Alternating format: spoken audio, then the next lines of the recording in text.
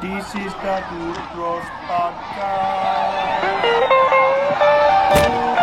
This is the Dude Bros Podcast. Sports ball. Here we go. Check out our tunes. Check out our mug. Not now. The Dude Bros coffee is very, very good, though. Product placement. The dude is rocking one of our new shirts, though. I do want to get me one of those. And is that one personalized too? What's the back look like? Uh-oh. Oh, shit. Nicely done, my dude. They do look good, though, man. Those things pop. That's nice. Very comfortable too. 100% cotton, you know. Mm-hmm. American cotton at that. That's harder and harder to come by. Egyptian, not American. Speaking of cotton, I do want to roll into this Cotton Cotton Bowl Bowl that's coming up on October 11th. I don't know if I've been so excited for a game in quite some time. I don't know. I get pretty excited every week. First of all, there's a lot of good matchups and all this, but that is something that's your eyes already coming down the pipeline. You're just like, oh yeah, it's gonna be something right here. Well, definitely, especially after watching Oklahoma and Michigan, which Oklahoma's defense stepped up to the plate and embarrassed Michigan. I will say, I don't know if I was underestimating Oklahoma or overestimating Michigan. Maybe the ESPN hype kind of just warped my vision a little bit and made me think that they could do something they couldn't. Propaganda. Yeah. And also, my Heisman pick, Mateer, going out there and showing out. So the point of me bringing it up is I want to see, when it comes down to it, if you see Arch I believe in Arch. I believe in Arch. and you see Mateer, and when they're really put under pressure, under the spotlight, who's going to succeed? Is Arch going to get some more phone calls? Is he going to decide that he doesn't need to win this one? I think we're past it. I think Arch consistently builds this season, and that leads to some great stuff. But I will say, I have been liking a couple other SEC quarterbacks out there. I mean, Okay. Who you got? Nuss? Yeah, Nussmeier, Yeah. Lagway, he's been stepping up a little bit, but that South Florida game, that kind of that'll check your ego, We'll see how he rebounds from this, for one. But the Bulls. Yeah. Bulls came charging. You've They been did. preaching them up for a little while now, though. It's, We have. mm-hmm. That was a really exciting game for us to catch live, too, among the other dude bros, and to watch those last few seconds. But to find out, total botch by Florida. When you've got the lead and you're going to throw not one but two passes when all you literally have to do is run out the clock. Exist. Are you still the team's primary play caller? Yes. Moving forward? Okay. Yes. No thoughts of giving that up? No. Yeah. Exist. Literally just, and the game is yours. So Is that another case of somebody tampering with the system a little bit? on that note, I was just gonna say, maybe the Heisman stuff got to Lagway, maybe he's trying too hard, or maybe the program itself is trying to church him up too much, and that's why you saw these unnecessary, risky pass plays.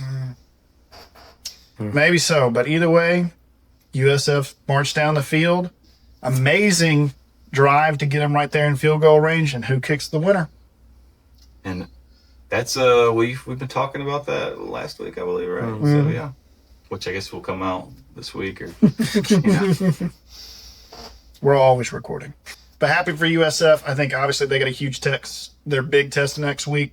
Went up Carson Beck in Miami. Oh, I'm excited. Yeah. I'm ready, because that's really, That's the true test. are these guys legit, or are they just, But see, this also ties into the first episode where I was talking about how I wish there could be these like interstate right? and you're getting that out of Florida right now. Right. Like the Bulls are just running the Florida gauntlet, going through them, and Yeah, they don't get Florida State, but I'd be curious to watch that matchup. maybe we will get that later on. Yeah. That's good television. That really is.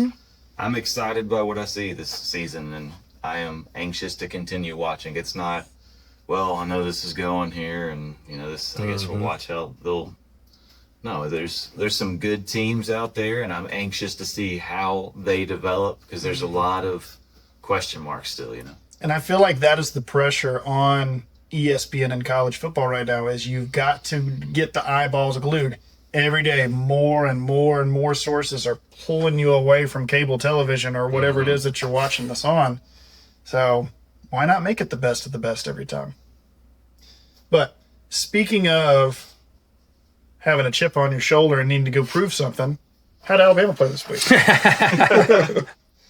You know, I got a kind of a small circle where I work, and a lot of them are Alabama fans, and the other half are Auburn fans. And as soon as I went in today, I was just sure they ran up the score. They scored 73 points on who? Yeah, exactly. Mm-hmm. And it's just everybody was just thumping their chest like, "Oh, we're back. Everything's fine." And I'm like, no, guys. Like, they look good, but they literally played 6 running backs. And there's no, you know, since Jam Miller has been hurt, because he's supposed to be the freaking guy. And I saw pictures of him in training camp and stuff, and he was like chiseled. He was ready to freaking go. So I'll be happy to see what he does when he's back and healthy. But, you know, I'm not going to thump my chest. Yeah, they won the game. They're supposed to win that game. I think we'll see. But our quarterback, he looked legit. I'm glad that he had a bounce back game. And it wasn't just, you know, we're going to throw it 40 times and see what he's got. He did exactly what I think he went 17 for 17. So that's dial in. You know? That is that's what you go for. Very nice. I like this. Yes. So we'll see about the rest of the guys. The line's tightened up. I like to see them pushing people around, but we'll see what they do against a bigger team. We got Wisconsin coming up. Yep. Those boys are a lot bigger. You know, and yeah, they push people around like sumo wrestler. Yeah, cheese fed, I guess. Cheese fed. Hey man, corn and cheese, you know, bulk you up. It's true, kid. So anyway, yeah, I'm not gonna thump my chest. I'm glad they won. We looked better. We were supposed to look better, but you know, the running back deals got me kind of irritated. I feel like in any good system, you got a 1-2 back and then an offset back for 3 if you need them. Not here's a new back every single down, and I get the fresh legs mentality, but you're kind of messing with the continuity of who's there and what you're doing. I don't know. It's just not my thing personally. Well, if you look at what the board did prior to coming to Alabama, it does kind of fit that mold, and I think what he's trying to do is have more tools in his bag to pull out rather than the sharpest tools to hone out. You know what I'm saying? Because one, you can tailor your offense more to who you're playing each week, and that gives them more of a unknown that they've got to accommodate for. And I think more teams are really honing in on having those deep rosters, especially now that you've got the college football playoff and you've got to make those extra games if you go into it. I mean, even Auburn was pulling the same reps, putting Knight in to try and give him some reps this week too. Right. And I mean, I think he looked pretty good as well. Obviously, Jackson Arnold stepping up to the plate. I'm going to go ahead and transition to the Auburn game. Oh, yeah, that was a good tangent. Wasn't 70-something points, but, you know, it came out, made a statement. Defense played well. But I really enjoyed seeing the balance. My big problem last week I mentioned is lots of rushing, not so much passing. Literally, they almost balanced it out evenly. It's about 250 each way for passing and rushing this week, which I was very happy to see. I was happy to see. As an Auburn fan, I'm happy to see wide receivers catching balls and stiff-arming dudes on their way to the friggin' ground as they're going through, too. But Cobb, running back, he did an amazing job, too. He had a couple touchdowns himself. He had some pretty big, wide-open rushes, I've been noticing him more, you know? Yeah, you know, not the frame you would typically want to see in a running back, but, I mean, he's stout. Yeah, he's working. He's no Derrick Henry, but you know what I mean? Like, I mean, nobody's Derrick Henry except Derrick Henry. I mean, I know. I think I watched something that was like his workouts, and I mean, he's just literally like, I don't even know, probably carrying a freight train behind him running up a hill or something like that. He looks big on TV, but when you see him next to like the center, and he's got an inch on the center, and he's a little bit wide, it's just, this guy's your running back. Mm-hmm. As the Ravens quarterback. Toss, Henry. Through the secondary. Henry to the end zone. Touchdown. The power running of Derrick Henry for 30 yards.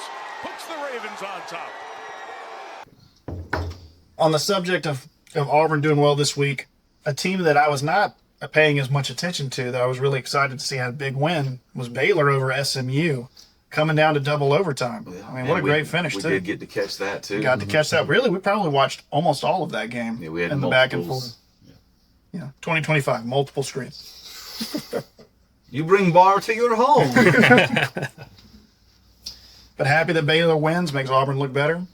You know, I think we sneaked up maybe 24 this week on the rankings, which I don't want to get much higher than that. I want to stay in a nice little comfortable spot. We got one more beat up week this week, and then we're going into the shitstorm the next several weeks, especially with Oklahoma. I think is the September 20th game. I mean, that'll be a huge test. Very true.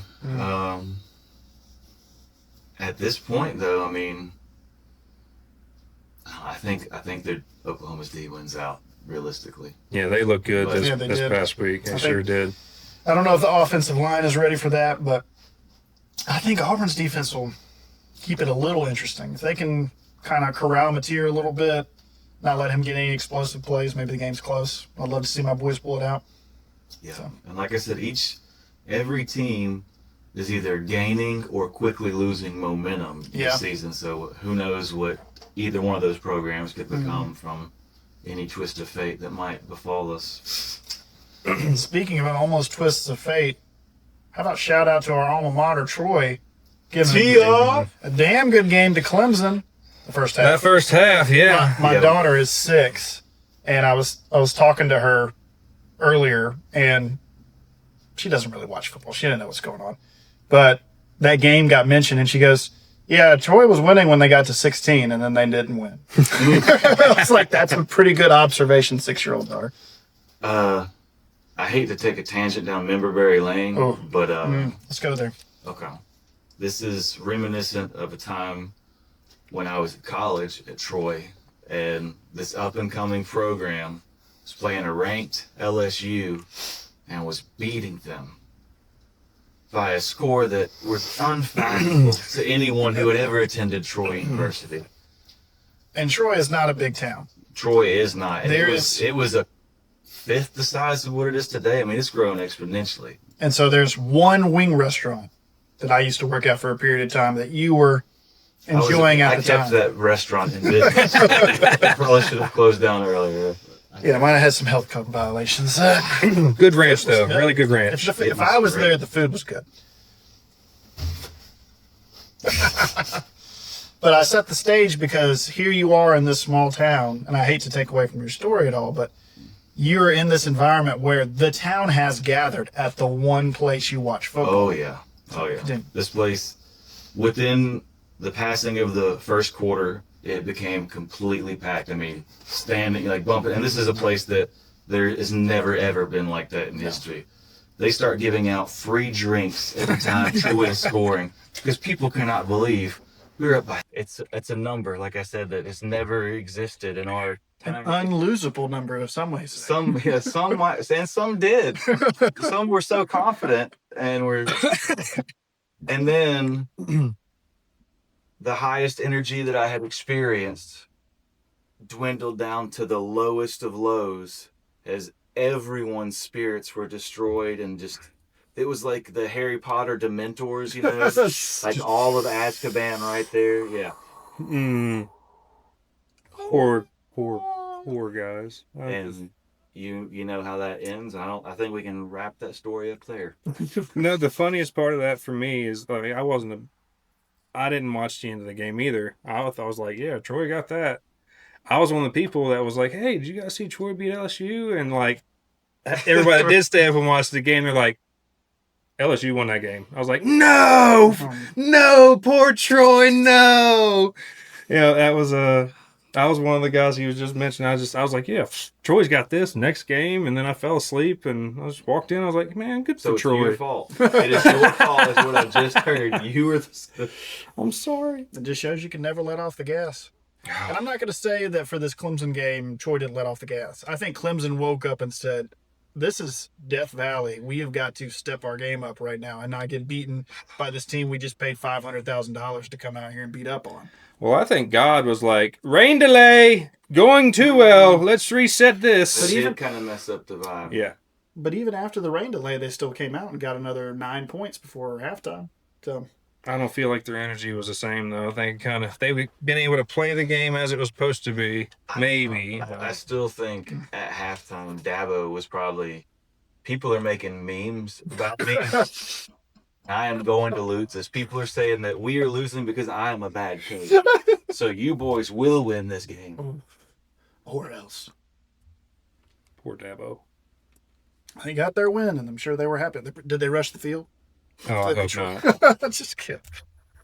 But They might have. that's a good transition. I was seeing some good stats about the tailgating aspect. Like that's an essential part of college football. But now we're getting into double-digit thousands. That's incredible to think of, especially when you consider like going back to Troy College. There, I mean, maybe 1,000 people there. What do you? I'm trying to like. You've probably. In the city or of the school? I'm talking about for a tailgate. Who came? The total number. I think 1,000 is generous. That's what I'm saying. Like at its peak, at its absolute biggest game ever, like the homecoming, alumni week, whatever the thing is.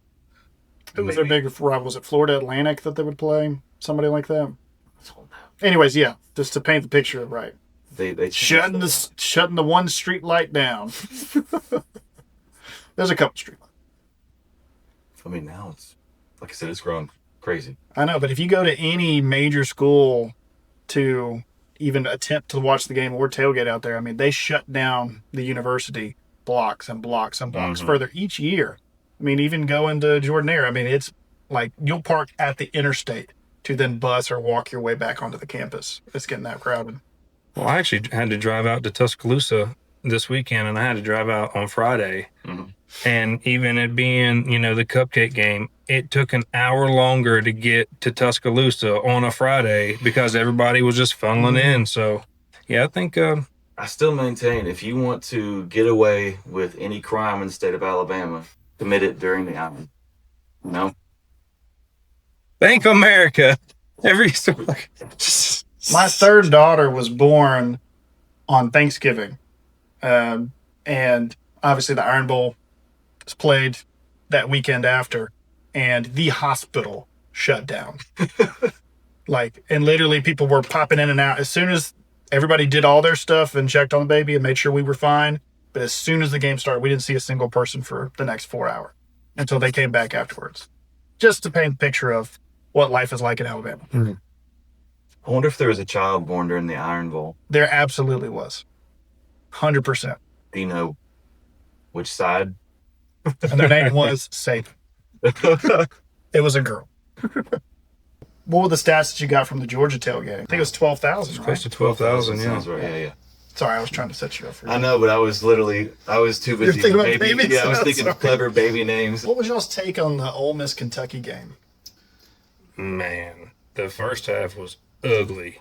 Yeah? I will say I liked how Ole Miss presented themselves more and more as the game went. And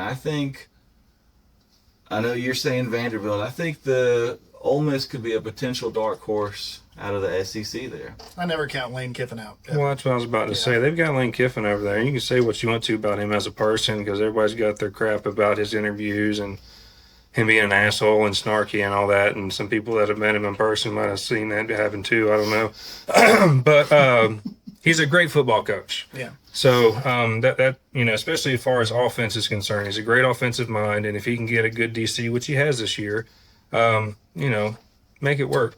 I was thinking about this on that vein, Muschamp combination. Him as the DC under them. That'd be a solid pairing, man.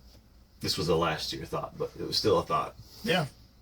No, anytime Kiffin's got a quarterback that he's got confidence in, they're at any point, like you said, the defense, I mean, I feel like that's always been their struggle over the years, but they'll put up 60 points in a game and be able to offset it.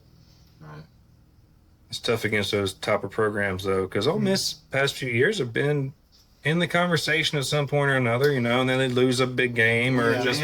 Dart was a big kind of. Oh, yeah. Dart was a good quarterback. He was. He really was for them, and solid would be the word. I won't say he was top elite, whatever, but he was very, very good for them, especially with what they've had come through recently, and He was a quarterback that the team could get behind. Yeah. You need that. And they I did. feel like they lacked Yeah. that prior. Do you see that, going back to the Heisman discussion just for a second, and watching the difference between Arch and Mateer, just from my observation, I feel like I'm someone who appreciates when your quarterback is laying out for whatever that first down is. And to me, I felt like there was a couple times I saw Arch was like going to run out of bounds, and then he kind of tiptoed his way in and got himself a touchdown. But I feel like Mateer was fighting for those yards and laying out, truly. Well, So- they were also two different games. Right, but I'm also just going to say, so do you feel like the Texas team is behind Arch, like it seems the nation is trying to do, or ESPN wants us to do? Or do you think that maybe a quarterback like Mateer has really got his team really behind him? Because I felt like when I would watch him score in their stadium, I mean, I felt it wasn't so much that they felt like the individual was doing well as they felt like our team is doing well. Does that make sense? Where I feel like Arch is drawing individual attention. So, if you want me to pull my crystal ball out right here and look into it, I would say that maybe I'll get my Palantir. Look at that. You don't know who else might be watching. Sorry. That was good. I would say perhaps there is a nasty game that comes up, and Arch really does put his body on the line, and you can unequivocally say, this is Arch's team. Arch put the team on his back and dragged them through the muddy fields to victory. You think it's going to be on October 11th for that game? I don't know. I hope it is. That'd be Wouldn't a that good be a one. thing? I said it first. But I have the crystal ball. But my ball was good. Turns out we added that to the back end of this. Damn it. The editor's in control. Shit. One of the best games for me was Iowa State. And that was a game from start to finish. I mean, the game was a 16-13 finish. There's a lot of big guys hitting each other. Well, Which is what you pay to see, you know? Right. it was absolutely a defensive game. Neither quarterback had a very good showing. I mean, they made a play here or there, but I mean, as far as the game, it was in the trenches all day, man. And there was a lot of pushing around. Everybody wanted that trophy.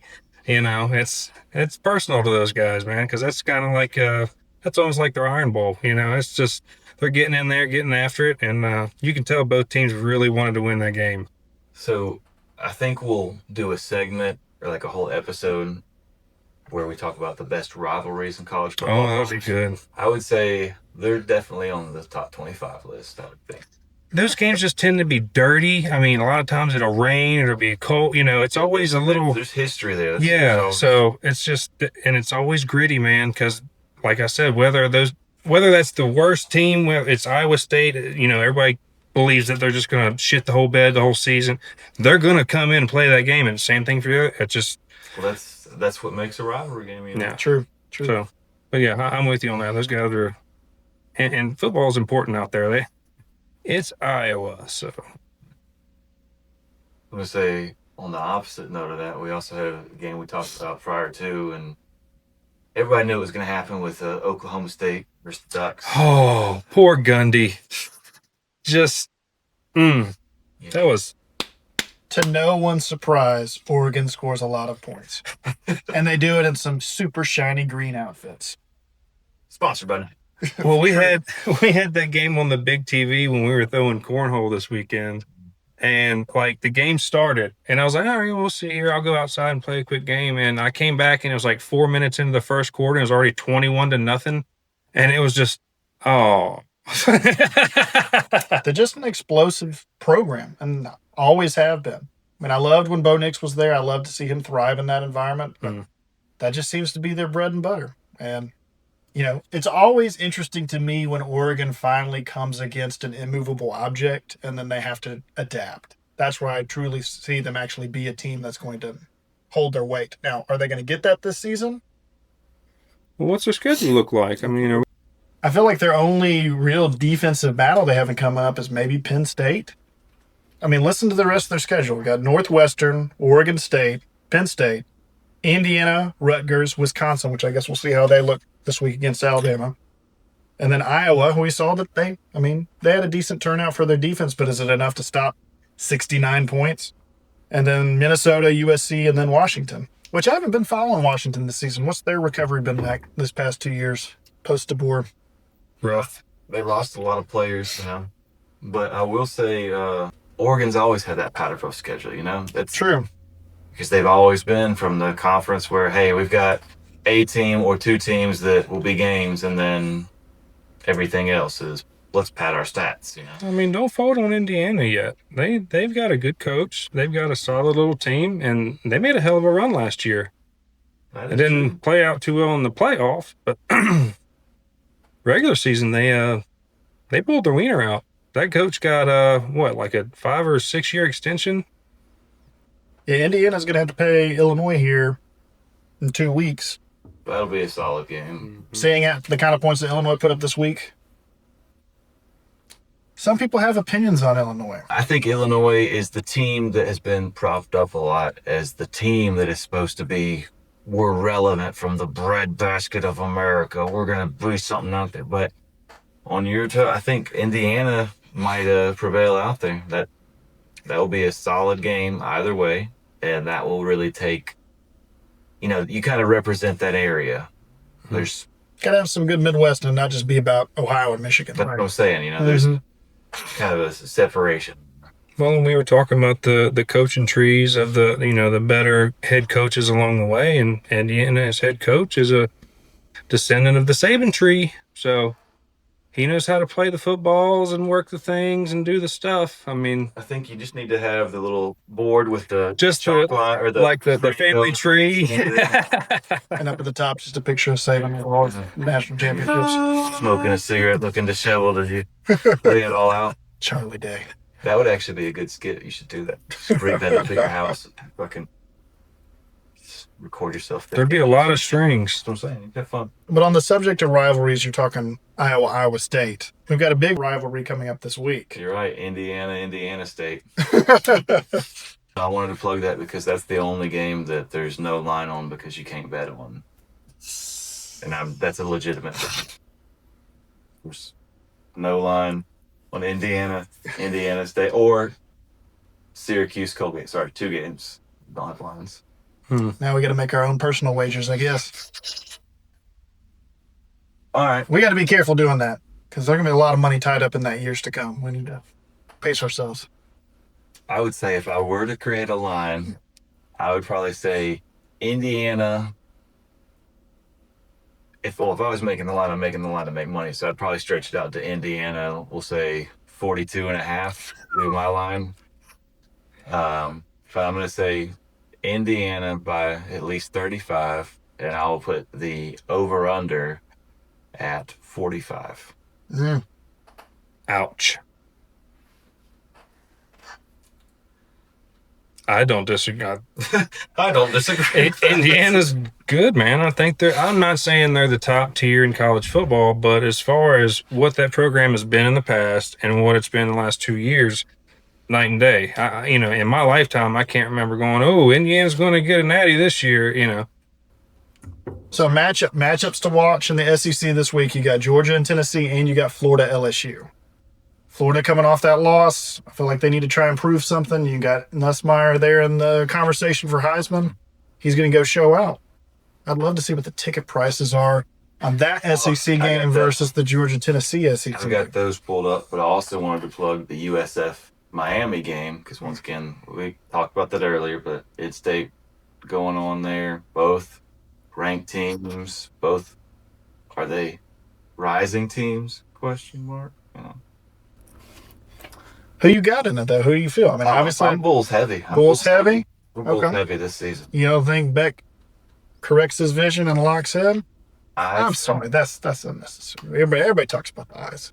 I think that he might have been crossing his eyes to make that game work, but those eye muscles, they get strained after a while. You can't hold that on the whole time. I've heard some people talk about Beck being he's the Heisman front runner. Now, some people have said, what happened a couple of years ago? Well, see, he was a Heisman front runner, and then he had a really bad year at Georgia. So, Okay. Sid the that? Sloth, No, thank you. So we were talking. I want to talk about some other games too. Mm-hmm. We had Texas A&M, Notre Dame. True.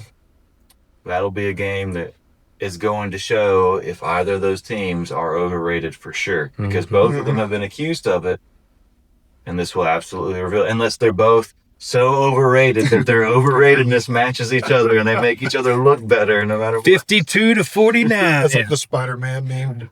Yeah. But I did want to throw out there a potential trap game. So I already said Ole Miss, potential dark horse. I think more than any other game this season, this week's game at Arkansas at Ole Miss will be the game that determines, because this is the game where you're the ranked team, they're not, they're coming to you. This is supposed to be your game. But once again, it is an SEC team, long history there. SEC is always a tough opponent no matter what. Arkansas, we'll see. They've been starting to trend in the right direction the past couple of years. That's what I'm saying. So I think if Ole Miss handles business, then they're about their business. If they struggle with this, or if Arkansas throws a nice trap game, pulls the upset, then Ole Miss is out. Yeah. This will be the game that determines how I view the rest of their season. You got to see how the West was won. Well, it'll be a prove-it game for sure. I mean, you'll see what you got on both sides. I feel like that'll be evident by the end of that game. On that same token, Vandy, the one you were saying might be the dark horse, I think that same statement applies this weekend because they're playing South Carolina. South Carolina is a ranked team. Yeah. Perhaps a little overrated, but they're up there. Vandy, going away there. We'll see what they do. They are either going to show out or you're going to have to shut up. Yeah, Vandy stopped being the absolute guaranteed win, 2 years ago? And now, I think even beyond. You think so? They started to get a little bit of legs beforehand. They started to come in and, they beat certain teams last year where they really made a statement. I don't know who it was. I can't remember. Rhyme with drop the hammer. That's what Vandy did. And I really like that quarterback. That kid's got heart, man. I called that, I think, week 0. I said, that's what I'm saying. If he keeps it going, that low energy from last year, they already got some, they've already got some traction. So that'll be a good game, I think. And if they go out there and just pep, then we'll see. Because then they'll start talking about them if they go out there and show out. Like I said, we'll see. There's been quite a few people say South Carolina might be a little overrated, but then again, they also have their Heisman hopeful put out there. I think he's kind of silly. He's probably got the more media-friendly personality out of all of the potential ones in the running. I would say he's the most. We'll say he seems to be engaging with them the most. But can he back it up, and can his team back it up? So we'll see how that. Those two games will really determine what we see about. Yeah. Well, you're getting some East matchups. You're getting some West matchups. You got another big East matchup, which we just talked about earlier. You got Georgia, Tennessee. Now, I don't know how to call that game at all yet. I'd be very curious to see what the line is. I imagine it's not much. Georgia's defense is elite. People are really right now going Oklahoma, Georgia. Yeah. When it comes to the elite D's out there right now. Well, that's Kirby's whole deal, man. Defense. So Georgia's got the slight edge right now, 3.5. And the over-under on that is 50.5. So I think, both teams put up 25 points. One of them put one more. That hits it. But then again, this could turn into that defensive slugfest where we have a game where it's 13-6 or whatnot. I don't know. I think Gunnar Stockton, it's time for him to step up. Get a little girth under him, we'll say. The Heisman candidate right there, Stockton. He's got I've looked at what he did in high school and while he was so heavily, and the kid was a phenom in high school level. Football right. Sure. He definitely is a student of the game. Can he make it happen on the field though? Because it's got to slow down for those kind of guys, especially at this level or going up to the NFL. The game's got to slow down for them to be able. You can have the strongest arm in the world or the fastest feet, but if you can't read the defense, So. Well, I mean, granted, we didn't really get to see a true display. They played, Pea Soup State or whatever. Here we are. Anyway, so do y'all want to go ahead and jump into predictions with that? No. Let's do predictions and some ticket prices. Okay. So, I will say, you asked a question earlier. I'll go ahead and refresh so we make sure that we're still on point, Okay. as is tradition. And the ticket price did jump, but only $18. Let me make sure they're still at the top. And they are still at the top. That is the most expensive, cheapest ticket this week. Georgia, Tennessee. Tickets as low as $369. Yep. Sounds about right. And like I said, that just jumped up a little bit. So behind that, we have what I thought was a curveball. This is the Pittsburgh, West Virginia game. Huh. Got some more border wars, I guess. Yeah, those are $226. Really? Yeah, that's what I said. I was really surprised by that. Now the line that has Pittsburgh by 6.5 points. Mm-hmm. And once again, neither one of these teams has really attracted too much attention, put anything special out there. But is this the game where one of them comes up, they're like, oh, Pittsburgh's on the rise, you know? I don't know. West Virginia just shit the bed on Saturday, so. You think it's an easy win for Pitt? No, but I don't. Watching the highlights of that game, I am zero impressed with West Virginia. Well, I mean, they've got the line by almost a touchdown. Over under on there, 57.5. From what I have seen, I would probably give it to Pitt. Now, that could be the gimmicky thing, waste your money on an easy bet. I would not personally gamble on it, though, either way. But I think that is interesting that's got such a high ticket price, because I That is interesting. truly was not There's expecting. got to be something else going on to that game we don't know about. Is there a big halftime show performance by Lady Gaga? God, what are you walking? Lady Gaga, That's- Pittsburgh, Dancer. West Virginia, so right $226. right behind them would be the Texas A&M Notre Dame game, which That Makes sense. we know from a just football matters perspective, people have meat in that game that are not fans of either team. That's going to be a good game. That'll be, it is what it is there. Yeah, I want to see what our predictions are for that game. I want to see what y'all are feeling, because I'm gonna have to look at something real quick, because I want to see. I know how Notre Dame's been playing. Well, the line's 6.5 in favor of Notre Dame, and In favor of. yeah, they're going to win by 6.5 according to the line. Over under on that's 49.5. Yeah, 49.5. So Brian, Texas A&M Notre Dame, what we're saying? I think Notre Dame gets their shit together. Please, you think they hold out? The line's deserved. You think they win, or you think they cover too? That's Maybe a tough, touchdown. because I think A&M's better this year, so I think they win. I don't think they cover. Okay. GB. Looking at how many points that A&M is allowing these past two games, I think Notre Dame pulls it out. I think they come fresh. I mean, this is their second game of the season. They're about to come in and try and prove something and justify that number 8 ranking that they've been bestowed. I think this is a game that I would play the over on. I would say I think the score is definitely going to be above that. I don't know, man. I almost might want to say Texas A&M might be the sleeper right here. Is it at A&M or is that Notre Dame? Where are we at? It's at Notre Dame. Oh, yeah. They're fine. Notre Dame squeaks it out. They pay some refs. They get what they... They would never. Okay. They would never. I don't think they cover. I think Texas A&M will keep them from covering. Okay. But you're still giving the nod to Notre Dame because you don't want to say it out loud, but you're alluding to that's what's going to... I think that is a scenario that might play out. There you go. There you go. So me and Like I you said, were... Dude abides. If I were gambling on this, I would be playing the over-under, not the line. All right, who else we got?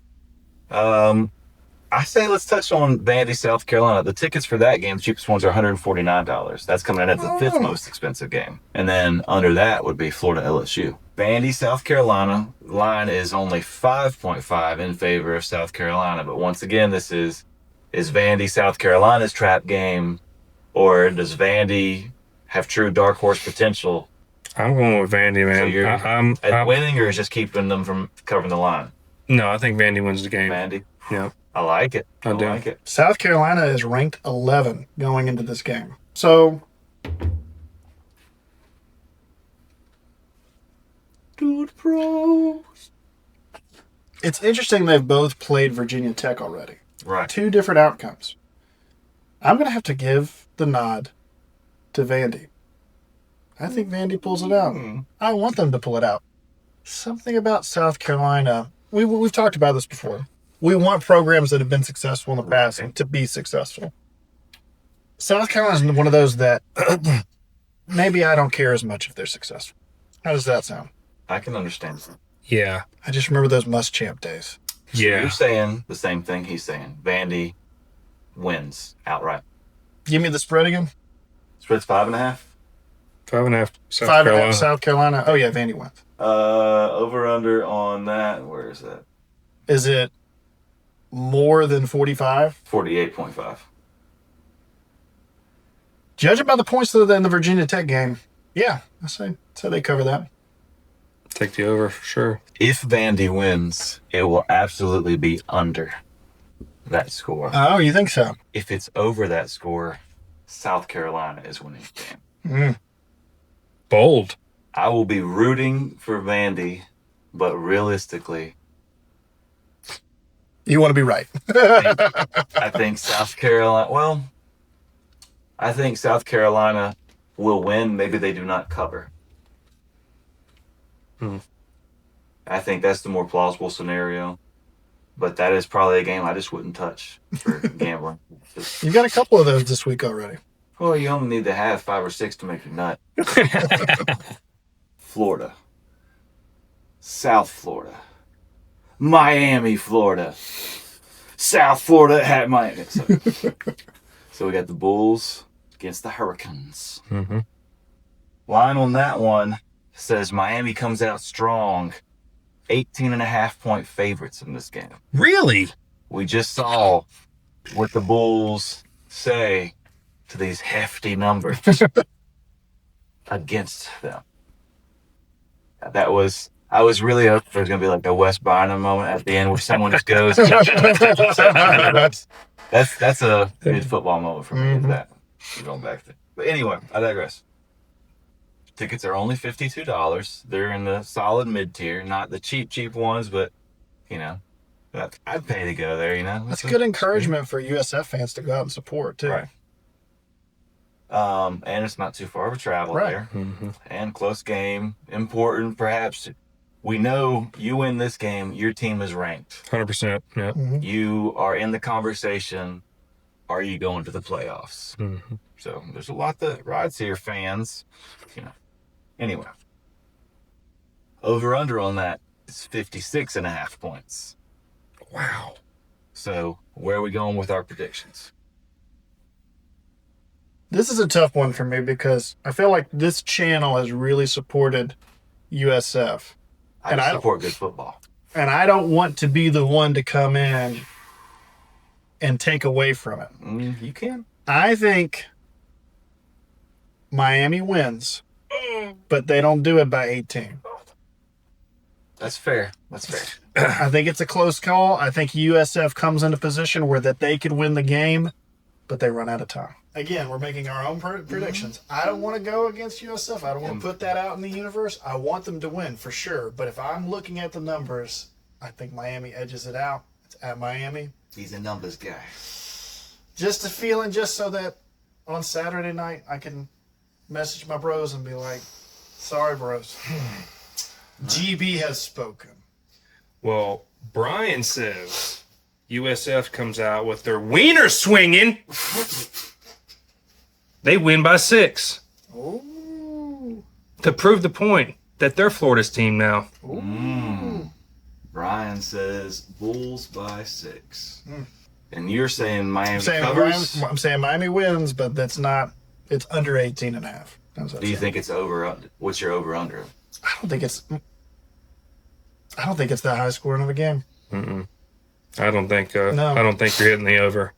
I'm thinking Because I watched the Bulls defense. They're solid. And I don't like Carson Beck. I think he's going to think this is a cupcake game. This is just I honestly think they're looking past the Bulls like everybody else has for, and they've been good the past couple of years. And maybe this is their year they make a run to start get some try. I don't know. We'll see. I'm thinking 27-21. Okay. That's a good. I like that. I'm thinking that's what it's going to be. but I think Bulls win 27-21. Oh, I think for Miami to win, it will have to be a higher scoring game. think so. I think the over will definitely have if Miami comes out the victor. If Miami wins, I could accept Carson Beck as a Heisman candidate, potentially. Well, a lot And riding on this game. Miami even as a team worth considering in the playoffs as it shakes out. That being said, I do like what I see a lot from South Florida. I think smart money says to go with Miami winning, but my money says go Bulls. Boom. Like I said, it pains me to do it, but I think if Miami comes out and wins and show they deserve it, my opinion will change drastically for them and for Carson Beck. you want to be proven wrong. Dude, I might want to be proven wrong because that would definitely shake up the landscape, but that would also keep it as we're moving to ACC kind of getting propped up there more and is the powerhouse perhaps, or maybe this is No, their SEC season. is still trying to flex a little bit. Oh, we've got some solid people out there. I'm not discounting them. I'm just saying that's what I feel has been kind of pushed a little bit in the media that things are starting to lean towards. Final prediction on this game. You still haven't. Yeah, he did. Yeah, Bulls. Yeah. Okay. And I said, I like that- And then you endorsed it and you looked at the camera and yelled. I'm just making sure. You said something about wieners. So we talked about ACC. Why don't we segue it back over to SEC? Let's represent here for the state. How are you feeling about Wisconsin? I feel like this is the prove it game. We got to clean up some stuff. So I believe this game will be 100% won in the trenches. And if Alabama continues to get better like they did in this game, they got their confidence up, they're pushing people around. But these boys are obviously going to be bigger. So what's the line on the game? 20.5. Bama? Wow. That's Let me verify. Yeah, line Alabama 20.5, over under on that's 47.5. I mean, I think Bama wins, but I don't think they cover that. You don't think so? Mm-mm. I think if Alabama wants to really come out and make a statement, they absolutely have to be putting up over 20 points on Wisconsin. That's my opinion. But I'll never pull for Alabama. I hope Wisconsin wins. There you go. Wiki. What you thinking, dude? Wisconsin would be, we'll say, the sleeper team from the corn area for me that comes out there. They're always solid. I think that being said, Alabama wins, doesn't cover. I'm thinking maybe 10. They maybe win by 10 if, Alabama blows them out 80 points. I mean, if they do, hooray, let's go. But like I said, they did well correcting some things this past week. We'll see if they continue to correct some things. You mentioned having such a deep roster, being able to game plan for certain teams. If DeBoer's doing that, I hope for the best, but it's hard to believe in anything since Saban's gone. It's not the same little safety blanket, it's just not. So having to be realistic, I think they win by 10, maybe. If we do a good job, they blow them out or whatever, but Wisconsin could show me out. I think it might be a little more than 10. I don't know if it will necessarily be over 20, but I think 2 touchdowns is not unfeasible for them to unfeasible. 2 touchdowns is not unfeasible for them. okay, that's fair. I was going to say unfeasible or unreasonable. So Feasible. Grant said Wisconsin scores 60. I think if Wisconsin, and I want to say historically, the Wisconsin-Alabama matchup has been a good rivalry over the years. But I think if Wisconsin comes out and has some big old corn-fed boys that can lock up Alabama, make them uncomfortable, there's always a chance. We'll see. Now, this coming from the guy who said you got to be reasonable in the USF Miami game, but it's just a matter of principle right now. I mean, it's only 20 points, 20 and a half points. They absolutely don't go over 20 points. Whoever wins this game. This is going to be such a blowout. 108-0. All right. Bama's back, baby.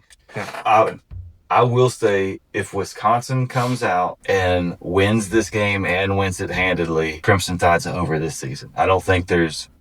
I'm not saying that means the team is that unskilled or the coaching that... I'm saying that the morale is crushed that much that For sure. the team does not come back together. You can, Yeah, I don't think there's any way if they come out and get their ass kicked that DeBoer can even get the leaders back involved to believe in what he's, they're arguing like, this is horse shit.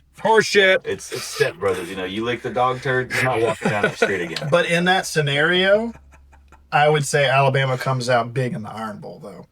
They would come super scrappy. Oh, yeah, that'd be all that they have to play for. Exactly. And Auburn, with their season, would have everything to lose. Yeah. That'd be a game. Yeah. Let's not say, don't even speak that into existence. You got to stop I'm it saying right now. if that happens. I don't like this. This is not fun anymore. But I think the inverse of what happens, let's say Alabama wins and has, carries forward in the season and does better to where they get to the Iron Bowl, 10 wins, 9-10 wins. The game that ensures they don't make playoffs. Yeah. And then Auburn comes in, let's say 8 wins. That's going to be an exciting Iron Bowl either way you look at it. Yeah. So, but talking about Auburn, South Alabama, I think we could probably all agree that's a pretty safe bet. You had mentioned that somebody was cherry picking some quarterbacks out of South Alabama. Yeah, their quarterback, I'll give it, was very solid dude, but Belichick came and was like, hey, I got some money that's fell into my pocket over here. Well, it's your pocket. Looks like it needs a little lining. So the line on that, you got Auburn 24.5-point favorite, and the over-under is 53.5 points. Oh, yeah. I think. Oh, you think over 53 points scored? I'm thinking that they get over 24. Now, overall, combined score, but between both teams, I guess the defense could show up and probably going to be right at that. I think that's a pretty good call. Well, that's how they make the line. Well, I'm saying, staying within what reality will be, I think that will stick with that. I don't see Auburn being too explosive on the score to get it much higher than that. I'm going to say over. Saying we keep workshopping those wide receivers, running backs. Jackson Arnold gets him a couple touchdowns. Finished product's looking better and better with Auburn, I will say. Yeah. I feel like I won't say that Auburn needs well, they do, but a signature win. I wouldn't call this a signature win if they did it, but I feel like they kind of need the game that Bama just had. They need to go out there and kick the shit out of somebody, really pump their chest up, and this is a good time to do that because then you really get a stretch because the schedule after Next this game is tough. Oklahoma. Yeah. So, but on that note, do you want to be risking potential players getting injured before this big game? And we also talked about how Hugh Freeze is a development guy. He's more apt to put in lower tiered people in the depth chart to get those reps. I think if we see Knight starting to get reps early enough in the game that he gets a little bit more comfortable too, I think presenting that team to Oklahoma that's got 2 solid quarterback option, I think that makes some problems for Oklahoma. Now, we'll talk that game when we get to that game because I need to see what Auburn does this week. I was more saying that those are things to keep into consideration when making predictions for the score of this game. Like that. Yeah. Oh, okay. You're saying whether or not they're going to be able to if they're putting some of that. But what did they get? 42 this past week. It's very against valid. Ball State. So, and they only held them to 3, so it's possible. It's possible. And Knight played that game too. I'd really like to see Auburn score 50. I would. I think Auburn will cover, but I think it will be under. I just don't see South Alabama putting up anything. I think they will not put up over 10 for sure. Well, you might have your blown coverage. They got a freebie kind of deal. And like I said, your quarterback gets taken out, and that's a pretty integral part of an offense. How familiar you are with football, but Tell me about this quarterback. They do some stuff. They are involved in every play on the offense. I'm the last guy that's going to prop up Auburn, but like I said, I feel like if they want this team to really try to make a playoff run, try to be that, step up a little bit, they need to go out there. They need to kick the shit out of this team. It needs to be, mid-third quarter, you got your second and thirds in because it's already over. I think they need that kind of win to have the kind of season that, you would want to have. Okay. I can see that. So if they do that, I think Auburn, like you've been kind of sniffing at, maybe they're going to get it together this year. But if not, if it's some close crap and they don't cover and all that, same old Auburn for me. But they've looked better this year. Okay. Agreed. Ole Miss, Arkansas. Ole Miss is really getting its test early on this season, it seems. They didn't really get a lot of time to figure things out before they got into the trenches. I already said this is a potential trap game. This will be a make or break. It really shows who they are. Don't say how much they've got Ole Miss by yet. What's your guess? Who wins? Or How much do you think Ole Miss wins by, according to the prediction? we'll see. There's a friend of mine at work that is a diehard Woo Pig. So I've watched a little more of their games the past couple of years. They've got a quarterback, and he showed flashes where he's very, very good. He's going to show out. Where are they, though? Yeah, that was what I was It's at Ole Miss. That's tough. I think Ole Miss wins because it's getting kind of starting to be make it or break it for Lane Kiffin at Ole Miss because he hasn't won anything. They've had some good seasons. They've had some good players. They've set some records over there, whatever, but he ain't won shit.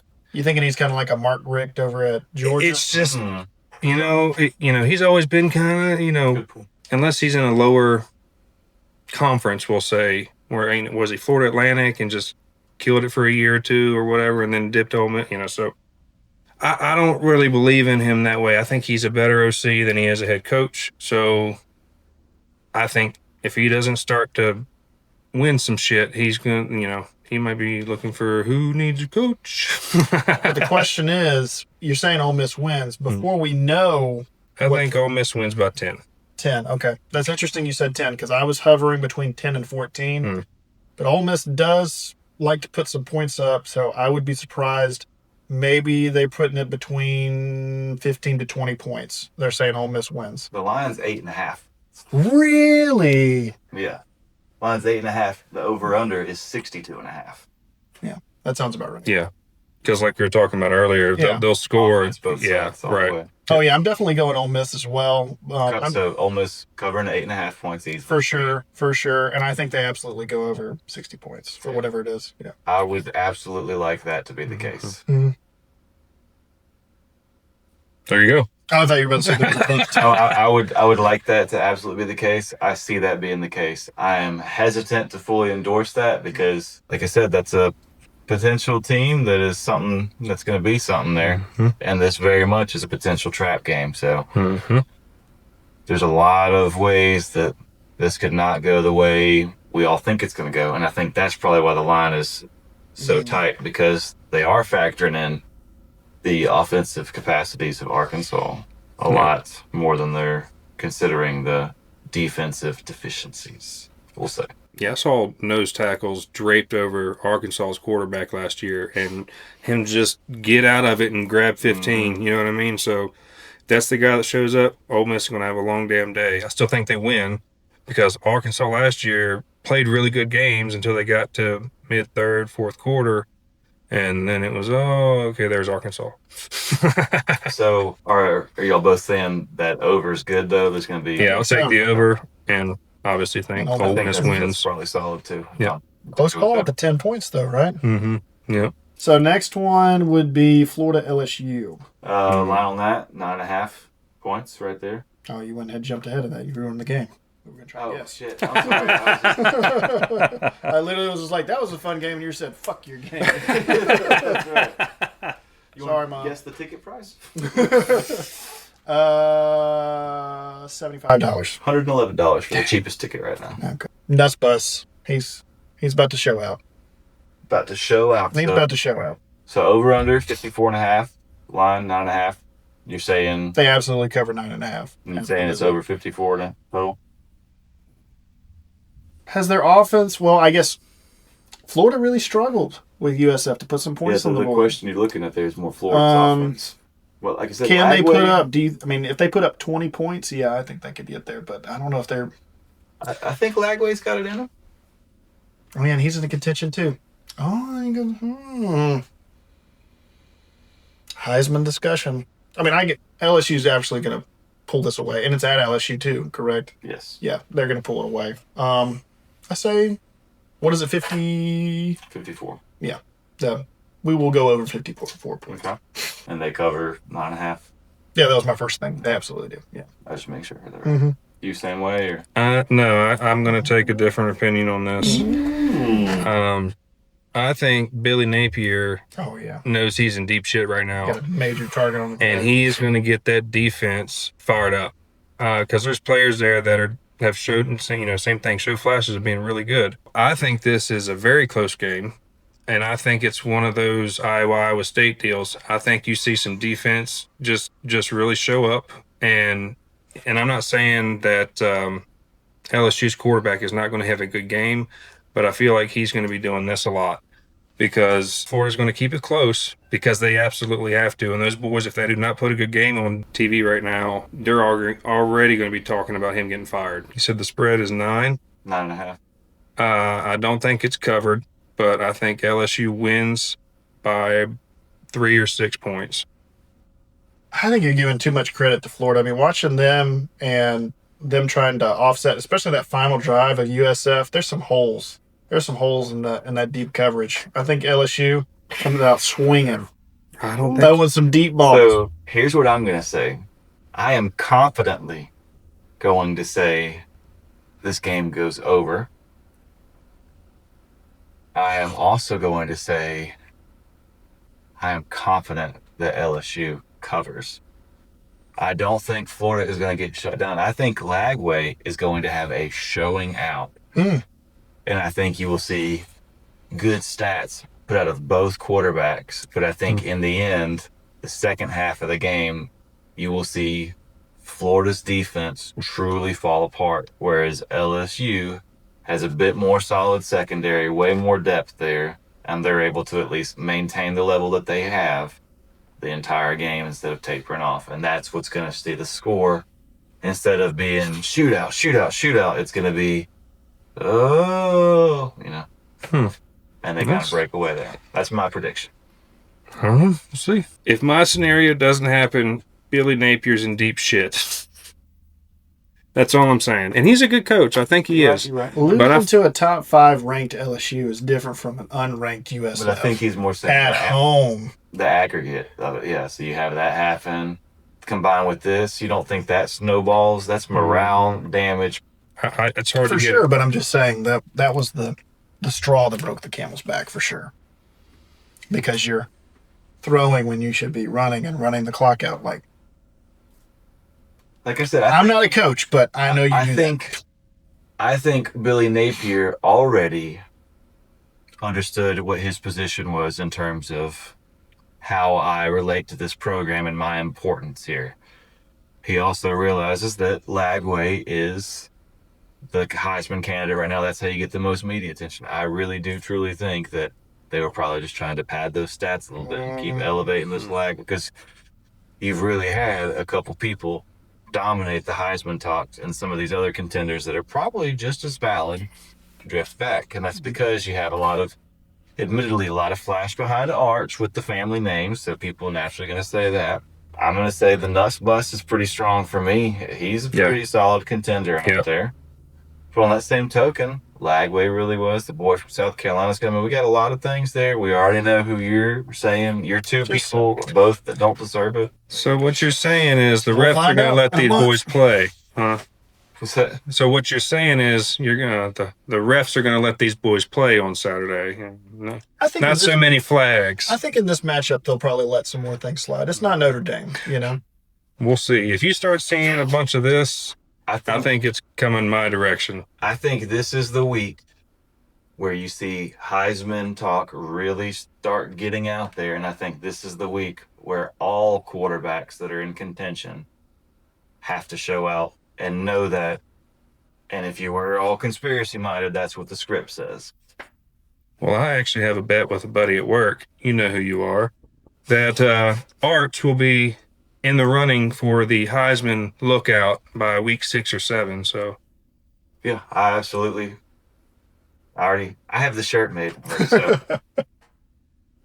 All right, shifting to our final SEC prediction, which is the Georgia-Tennessee game, which is at Tennessee. Do we want to, before the dude spoils it, do you want to try and guess how much they've got Georgia favored by? Tickets on that have dropped. Somebody's selling their tickets $346. Do you want to go first? My guess, what they have Georgia predicted at, I want to say they have Georgia at 6.5. Now, before we get into that, what do you think they have Georgia by? I think they probably got Georgia favored by 13. Oh. It's Georgia by 3.5. Wow. Okay. Price is Right rules. I win. Now, Oh yeah, blew it. Blew it. we as we know, we have a dear friend, Coach, who's a dog through and through, representing that state hard.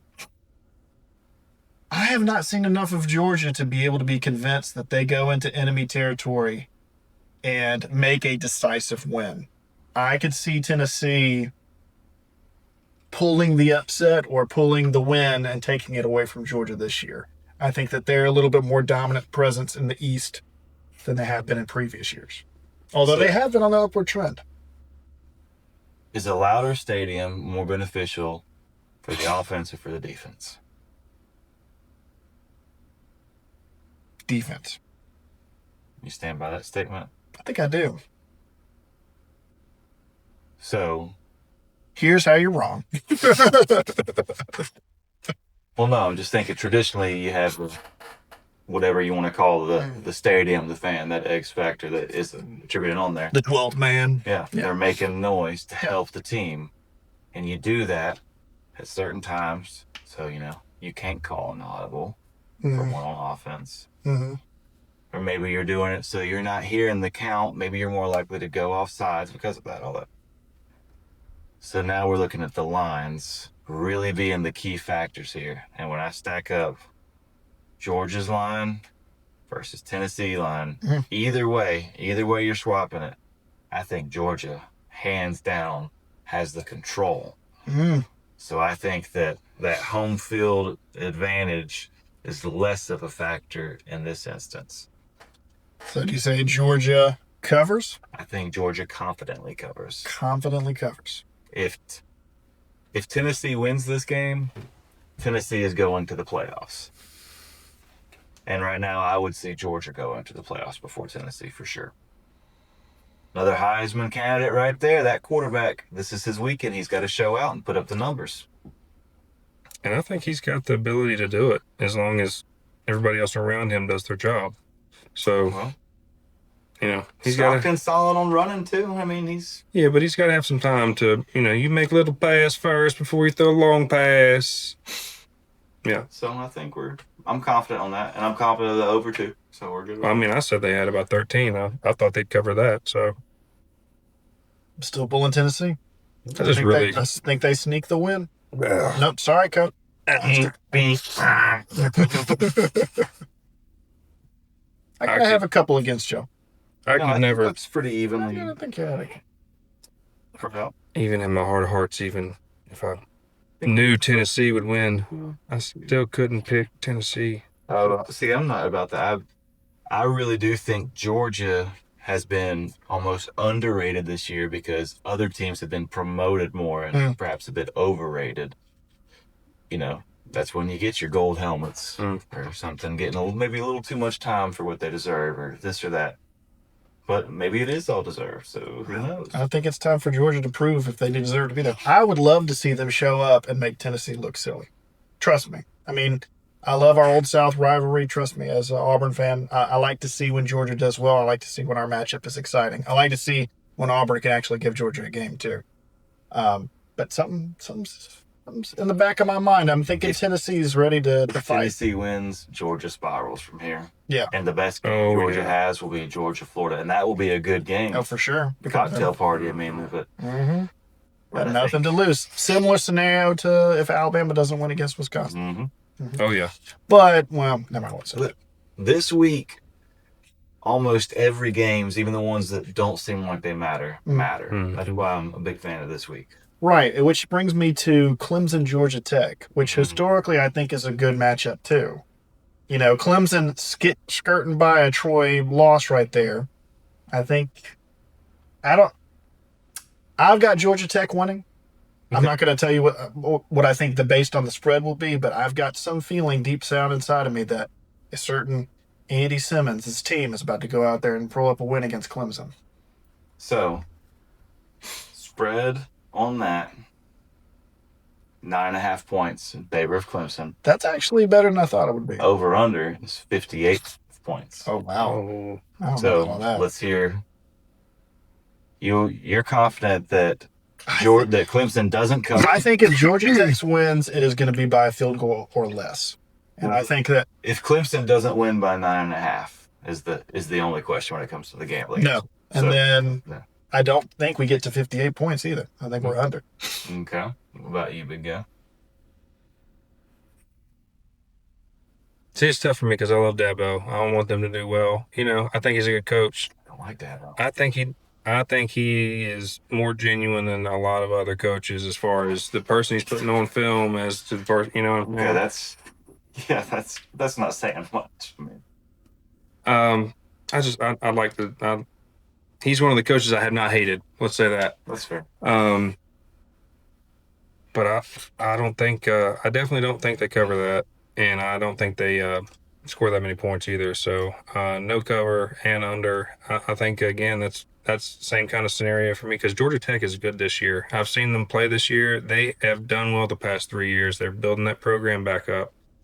And I mean, hell, didn't they beat Georgia last year? Or almost beat Georgia in triple overtime or whatever the hell it was? And if a team like Troy can go into Death Valley and put up 16 points at halftime, it makes me feel like a team like Georgia Tech, who's got a better established program. I don't know what you're saying. Death Valley is in Louisiana. Sometimes there's accidentally copy and pastes of names. Aren't they both Tigers too? But as someone would say, to your point, I think that Georgia Tech has a legitimate shot to embarrass Clemson. I'm going to say I think Clemson covers. Mm. And I think it's over. You think Clemson comes out and puts some points up? I think Clemson says maybe we have a quarterback that maybe you should get some talking about him too. And we need to put some points up. And Dabo's, once again, a meme still. He needs to confidently win, not just win the game that he's supposed to win. And I think Clemson and everybody that is attached to it knows they better play this like it is the national championship, or there is 100% certainty they will not make it to the national championship. And that has got to be the mentality that motivates them. And I think that will effectively be illustrated to them because I think Sweeney is not a good coach from a lot of X's and zeros aspects, but I think he is a good coach in terms of motivation and getting into being a leader of men. Yeah. So I think if you got the right coordinators, that's a good job for you there. So what he knows is to illustrate the points that I just told you, and I think he will effectively do that throughout this week. And I think because of that, Clemson will be in the right mindset. And you come in here, and that's why I confidently say cover and over. And I think Georgia Tech sneaks in and stings them right where it counts. Because they are little flying creature with stinger. And I think they weasel their way to a win. I'm saying 3 points or less. I ain't seen many tigers die from a sting. I got a buddy named Frank at work that would say, "Fuck you." Yeah, I think a lot of people are underestimating Georgia Tech, and I would love to see it. Don't get me wrong. I would love to see it because I do not like Clemson. Well, in the same breath, I think a lot of people are overestimating Clemson. So I feel like if Dabo does not do what you're saying and go out there and pull his pee-pee out and rub it around, that's what you do. Joe Paterno's not here anymore. All right, one game we have not talked about that I think you wanted to try and plug too was Oregon and Northwestern. That's an iffy game. That's more, let's look at the spread on that. That's Oregon by 27.5 points, and the over-under on that is 50.5. That's because they're at Northwestern. To me, that's almost like, I almost feel like there has to be something right in Denmark on this one because I'm like, yeah, that's confident. They're easily cover, easily. What do they know? What's the thing is? You saw how many points they just scored this week, right? Maybe there's some like bio warfare. The locker room, they put like flu spraying on all the guys or something, or feed them the rotten meat beforehand. Because surely Northwestern's going to put up a few points, right? And to say it's only 50? Didn't they just get dogged by Tulane? Like dogged? Yeah, but still, to put up some points, because Oregon's going to come out there and be like, if we're not scoring 60 points, we are not a program. Well, that's what I'm saying. Even if you don't account anything to Northwestern, it almost seems like you're saying, well, Oregon's going to get 50 points themselves, right? Right. So if Northwestern kicks a field goal, that covers it. So no, I feel that's one I don't like what the line is because it makes me think I am missing something's got to be key. obvious, you know. Yeah. Like, I don't know. So then, are you going to not take a bet? No, I would have to say this is what the numbers say. So I would not gamble on this one because it does spook me. You know, Yeah. I'll go with my gut. But yeah, Oregon absolutely covers in all regards. Gun to my head, I will have to put money down where the numbers say. But if I have a choice, I'm not touching it. Right. Yeah, if they don't have 50 by half, I'll be kind of surprised. It's not. Watch this be the upset of the year, and Northwestern just it's like a neck and neck, and it's like 21-20. Who cares about Tulane loss? We're coming out against Oregon. I don't see it. They start off the game, fake punt on the second down. That's a team I'd get behind. National Absolutely. players. Drunken replacements out there. Any other closing thoughts on any other team spreads or tickets? Oh, I think you mentioned the Oregon game was the fourth most expensive ticket. That's right. Right, yeah. So tickets for that game are $196. Oh, wow. That don't make a bit of sense. None. You got something? Tell me why. I don't know. I was like, what to say? You're looking at me like you know the deal. I just don't understand that. No, I don't know. This is Those tickets should be $50 tops. I'd say under 100 I will say Oregon always has higher ticket prices. because Nike is expensive. Well, they also have corporations that already have bought out a lot of these tickets that they then use as promotional type things. So Nike, if you'll notice at every Oregon game, there's all these athletes that have Nike sponsorships a couple months later that you might see on the sidelines or see in a box somewhere first. So fun game to play if you're watching Oregon. Try to look at the sidelines there and the little faces that you're like, oh, is that high schooler that just hit that record? Yeah. Huh. Be also interesting to see if some people that are the game maybe had made some predictions against. To know, like you said, maybe Northwestern comes out, holds Oregon under 27, maybe prevents them from getting 50 points. Let me say, there is no upset this season that could bring me more joy than that one. Name one player on Northwestern's team. Yes. Now, There you go. Actually, hold on. isn't that a bank?